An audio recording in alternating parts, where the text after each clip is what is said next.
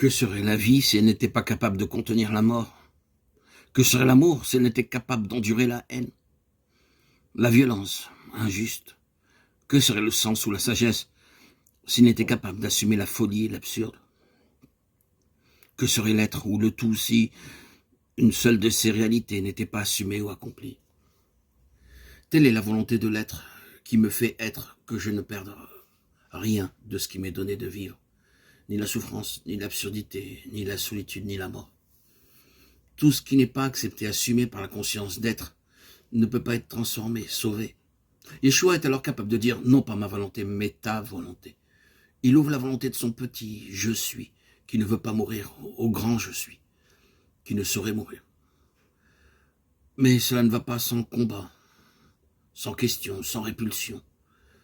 Agonia, avant de pouvoir dire tout est accompli.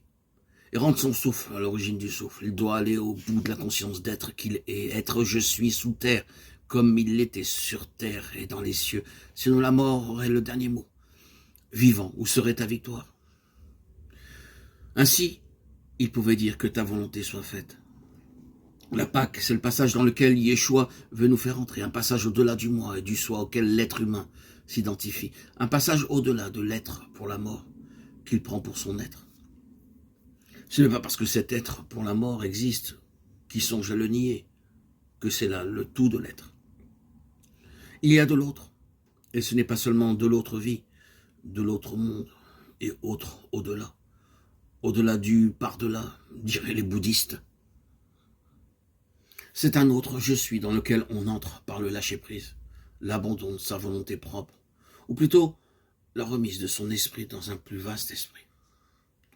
Que ta volonté soit faite, c'est la parole inauguratrice de la Pâque, la parole fondatrice du plus grand repos.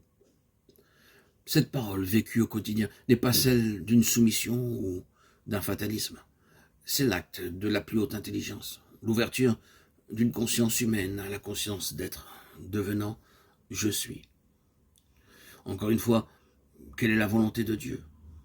C'est tout ce qui est là. Si cela n'était pas voulu par l'être, cela ne serait pas. Quelle est la volonté de Dieu en moi? Que veut le plus grand amour? Que je sois ce que je suis ou que tout ce qui m'arrive d'agréable ou de désagréable concourt à mon accomplissement ou devenir de mon être, de ma conscience? Que peut vouloir notre Père sinon que nous devenions fils et pères à notre tour, créés et créatures capables de transmettre le don? Plus que cela, plus que celle de la soumission et parfois de la démission. La parole que ta volonté soit faite est celle de la confiance absolue dans ce don qui se transmet à travers nous, qui au moment où nous y adhérons, nous fait passer au-delà de la peur et de toutes ces tyrannies. Celui qui est passé par là, s'il en revient, gardera dans son corps des traces de lumière, pointillés d'espace et de ciel.